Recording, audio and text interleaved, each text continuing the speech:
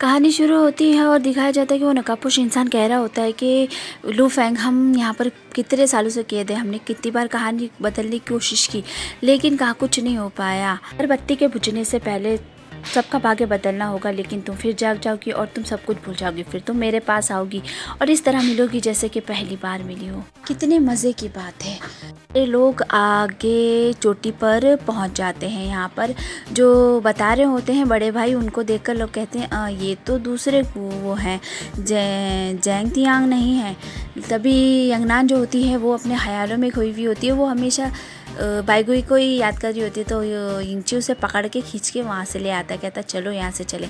तभी उसे बाइगुई नज़र आ जाता है और वो कहती है राजकुमार, मेरे राजकुमार, बस वो यही कहती रहती है। बाइगुई भी अपने लोगों को लेकर आया हुआ होता है, क्योंकि उसको भी तो उसी दरवाजे से उन सबको ले जाना होता है। यहाँ पे यंगनान और यिंगची अंदर पहुँच जाते हैं। अंदर पहुँचने के बाद में सारे लोग को बताया जाता है कि ये मतलब कि ये तुम्हारी रहने की जगह है, यहाँ पे तुम लोगों को रहना है और इस तरह रहना है और अपने गुरु की इज़्ज़त करनी है, हमेशा उन लोगों का सर ऊंचा रखना है, कोई गलत काम नहीं करना है और मार्शल आर्ट बहुत अच्छे तरीके से सीखना है। वहाँ पर बाइगुई भी यही अपने स्टूडेंट्स को समझा रहे होते हैं और उनके गुरु कहते हैं कि इस पेड़ के अंदर आपको जाना है और अपने पसंद का हथियार लेकर आना है। तो जो होती हैं हमारी लियांग, वो भी उसको एक ना हथियार मिल जाता है और वो उसको लेके आ जाती है। वो एक कमरे में पहुंचती है जहाँ पर मछलियाँ जो अपने आप ही चलने लग जाती है। तब उसमें से एक आवाज़ आती है, वो होती है शाह की आवाज़। वो उसे कहती है अभी तक तुमने मुझे छुड़वाया नहीं, और इस तरह उसको सजा भी देती है। फिर उसे याद आता है कि किस तरह शाह के यहाँ पर वो रहा करती थी और वहाँ पर उसने सारे लोगों को आपस में लड़वाया था और लास्ट में बस यही बची थी। अब आगे दिया जाता है कि बाइगुई आता है और कहता है तुम्हारे हाथ पे चोट लगी थी ना, तो ये लो मैं तुम्हारे लिए ये दवाई लेकर आया हूँ, तुम इसको लगा लो। इसकी जड़ में जहर होता है और इसके फूल में दवाई होती है, तो इस वजह से ध्यान रखना, तुम जड़ वड़ मत लगा लेना, दवाई लगा लेना। इसे कह के वो वहाँ से चला जाता है। आगे जो यंगनान होती है वो यिंगची से कहती है कि तुम सबको तो कमरा मिल गया मगर मुझे अभी तक किसी ने नहीं बताया। तभी वहाँ पर बड़े भाई आ जाते हैं और वो कहते हैं आओ चलो मैं दिखाता हूँ। तो वो उसे स्टोर रूम में ले आते हैं और वहाँ पर ना उसको कहते हैं कि ये तुम्हारा कमरा है। वो बहुत चिढ़ जाती है, कहती है मैं स्टोर रूम में रहूँगी क्या, और दुखी मन से बाहर जाती है। तभी वहाँ पर एक औरत नज़र आती है जो कि जला हुआ चिकन खा रही होती है और रो रही होती है। तभी यंगनान उसके पास जाती है और कहती है कि अगर आपको खाना है तो मैं आपकी मदद कर देती हूँ, मुझे बहुत अच्छा खाना बनाना आता है, अभी मैं आपके लिए अच्छा कुरकुरा चिकन बना देती हूँ। वो उसको बना के ला के देती है उनको और दोनों मज़े से चिकन खाते हैं। अब वो पूछते हैं कि क्या बात है, तुम इतनी परेशान क्यों लग रही हो। तो वो बताती है कि मेरे पास कमरा नहीं है, मुझे स्टोर रूम में रहना पड़ा है। वो अपनी सब बातें बता देती है। तो वो कहती है अच्छा ठीक है तुम मेरे कमरे में रह लो, मेरा कमरा बहुत बड़ा है। तो ये सुनने के बाद यंगनान बहुत खुश हो जाती है और वहाँ से चली जाती है। अब यंगनान दरवाज़ा पार करके पहुँच जाती है। यंगनान दरवाज़ा पार करके बाहर पहुँचती है पहाड़ की चोटी पर, जहाँ पर वो बाइगुई को देखना चाहती है। अब यहाँ पर उसे वही नकाबपोश लड़की मिलती है। उसे देखने के बाद कहती है मैं तुम्हारी बातों पर यकीन नहीं करने वाली, तुम झूठ बोलती हो और मेरे साथ पहले भी तुमने मेरा नुकसान किया था इस वजह से। वो कहती है देखो मेरी बात सुनो, मेरे पास वक्त कम है, याद रखना जो बताऊं तुम। 1 साल बाद जब लाल चांद होगा और लाल पत्थर जिसके पास होगा तुम्हें उसे मार देना है, वरना तुम अपने चाहने वालों को खो दोगी। याद रखना मेरी बात, तुम्हें ये करना ही होगा। ये कहकर वो वहाँ से गायब हो जाती है और यंगनान जो होती है वो खड़ी खड़ी बाइगुई को निहारने लग जाती है और उसे देख देख कर बड़ी खुश हो रही होती है।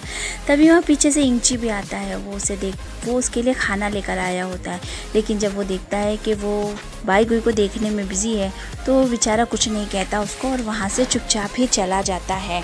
अब किताब दिखाई जाती है जो कि अचानक ही बंद हो जाती है और उसकी भी जाग जाती है और बाहर आकर देखती है तो नज़ारा वैसा ही होता है, पूरा उजड़ा हुआ। वो अंदर जाती है और उस आदमी से पूछती है कि क्या अंत बदल गया, लेकिन वो कहता है कि एक ही सवाल तुम मुझसे हर बार पूछती हो, अभी थोड़ी देर बाद तुम सब भूल जाओगी और तुम फिर मेरे पास आओगी, मैं तुम्हें वाइन दूंगा, तुम उसे पियोगी और सो जाओगी, लेकिन इस बार है ना बहुत तुम गई तो फिर आने में तुमको बहुत ज़्यादा प्रॉब्लम हो जाएगी, तुम आ नहीं पाओगी, इसलिए बहुत सोच समझ के करना। वो लड़की कहती है कि मुझे अपनी ज़िंदगी की कोई परवाह नहीं, मुझे चाहे कुछ भी करना पड़े मुझे, मगर ये अंत बदलना ही है।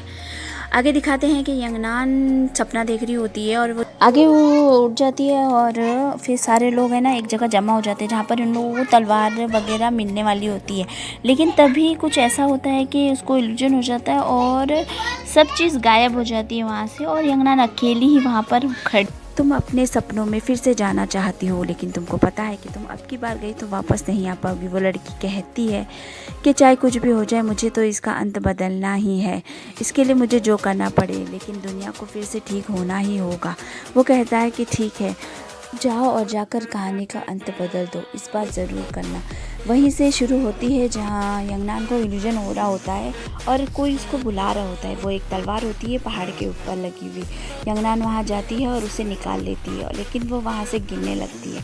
तभी अचानक नीचे अपने हाथ को उठाकर है, तभी सब कुछ रुक जाता है और उसके हाथ से अजीब सी रोशनी निकलती है और उसे भी एक तलवार मिलती है जो कि यंगनान को जाकर बचा लेती है। वो तलवार वापस उसके पास आ जाती है और उसे एक अलग तरह का कवच भी देती है। तब मास्टर कहती है कि ये एक स्नो वाइट तलवार है जो अब तुम्हारी है। दोनों मास्टर आपस में बात करते हैं कि नीचे को हमें नहीं लगा था कि वो तलवार उसे मिल जाएगी, लेकिन वो बहुत होनहार है और यंगनान को भी तलवार ने खुद चुना है, हमने नहीं कहा।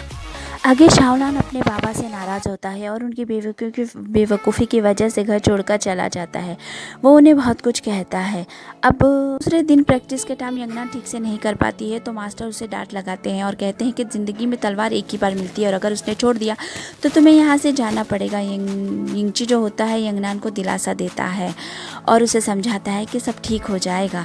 यहाँ पर दूसरी तरफ जो लिन यांग होती है वो पुल पार कर लेती है और गुफा में पहुँच जाती है। वहाँ यिंगची भी गुफा में पहुँच जाता है। चीलियान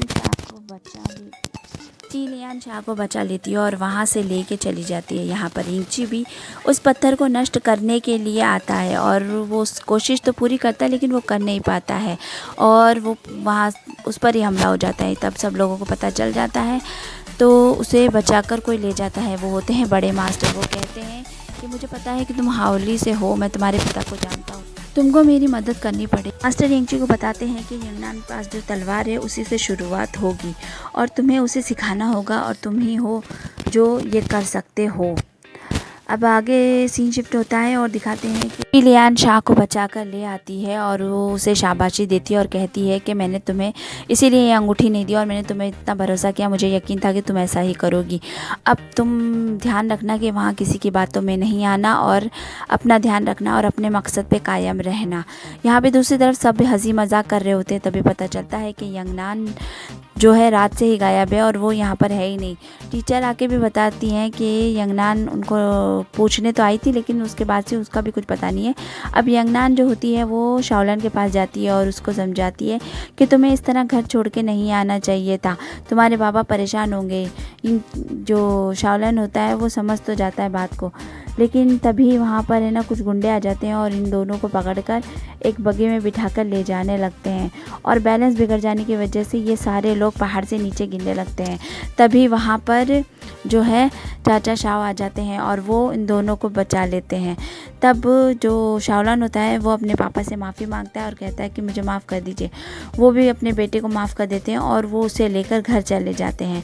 यहाँ पर यंगनान को यिंगची भी वहाँ पर पहुँच जाता है और वो यंगनान से कहता है कि तुम क्यों चली गई थी बिना बताए, तुम्हें मुझे तो बताना चाहिए था ना। और दोनों के दोनों वहाँ से निकलते हैं। यंगनान और यिंगची जो होते हैं वो घर पे जाते हैं। वहाँ पर वो अपनी माँ को ढूंढते रहते हैं लेकिन वो नहीं दिखती। तो यिंगची जो होता है वो कहता है मैं भी आता हूँ। जो जो वांग चाचा होते हैं वो कहते हैं तुम्हें अपना काम करना चाहिए, तुम्हें पता नहीं है यहाँ पर क्या हुआ है। वो लोग बर्फीली गुफा में पहुँचते हैं और वहाँ पर वो यिंगची को बताता है कि यहाँ पर कुछ अलग ही चीज़ हो गई है और सारे लोगों में कुछ लोगों के अंदर अग्नि जलने लगी है, इसलिए उन सबको बर्फ़ के अंदर कैद किया है।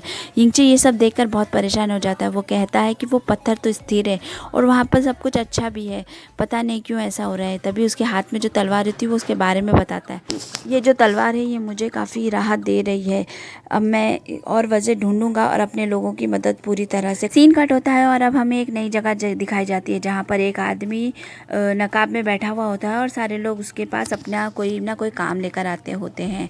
इसका नाम होता है मास्टर चेंगून।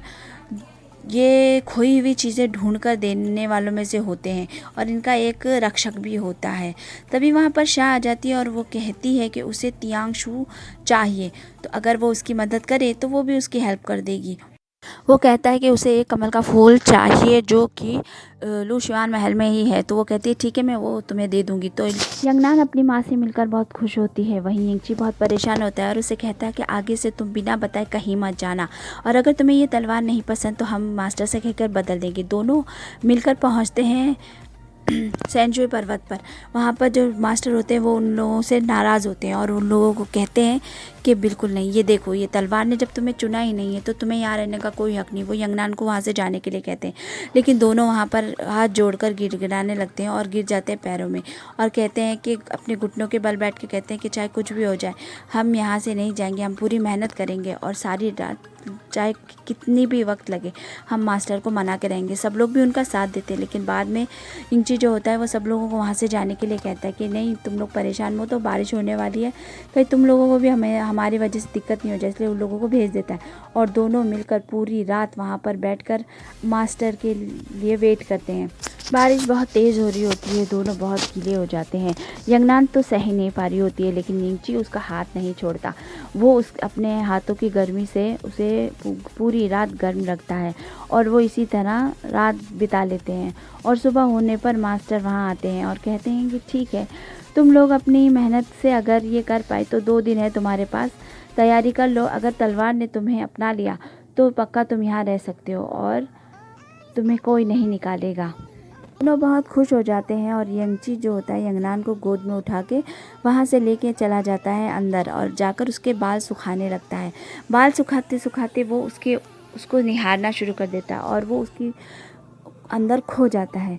तभी यंगनान जो होती है वो उसे हाथ हिला के कहती है कि क्या हुआ, तुम कहाँ खो गए, तुम देखो तो मैं यहाँ पर हूँ। वो कहता है नहीं नहीं, मैं कुछ नहीं कर रहा, मैं तो सिर्फ तुम्हारे बाल सुखा रहा हूँ। सीन यहीं पर कट हो जाता है। इन दोनों प्रैक्टिस कर रहे होते हैं और एक दूसरे का साथ बराबर दे रहे होते हैं और अपने आप को मजबूत बनाने के लिए काफ़ी मेहनत कर रहे होते हैं, और इसी तरह दोनों अच्छा वक्त गुजारते हैं और अपने आने वाले भविष्य के लिए भी सोच रहे होते हैं कि हम लोग यहाँ पर अच्छा करेंगे तभी तो यहाँ टिक पाएंगे। तभी यिंगची के हाथ में कुछ लग जाता है और वो देखता है कि निशान बहुत बड़ा हो गया और उसे दर्द भी होता है, वो नहीं सह पाता और वहाँ से चला जाता है अपने कमरे में। कमरे में जाकर वो अपने हाथ को देखता है तो उसके हाथ पे काफ़ी बड़ा निशान हो गया होता है। इससे उसे पता चलता है कि उसकी तलवार ने उसे छोड़ दिया है।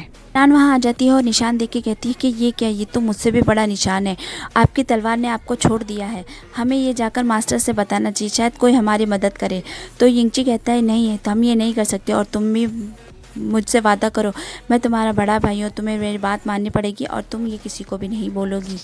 यंगनान मान जाती है और दुखी मन से वो बाहर चली जाती है। वहाँ पर वो अपने मास्टर को बहाने से पूछती है तो मास्टर कहती है कि अगर इंसान गर्म हो और तलवार क्योंकि ठंडी है तो इस वजह से भी नहीं अपना सकती है। वो बताती है कि ये तलवार जिसकी है वो ठंड के मौसम में पैदा हुआ था, इसलिए वो दोनों का साथ हमेशा साथ रहता है। तो फ्रेंड्स, आज का वीडियो हमारा यहीं पर ख़त्म होता है। प्लीज़ लाइक करिएगा और मेरे चैनल को सब्सक्राइब करना ना भूलें। Thank you friends.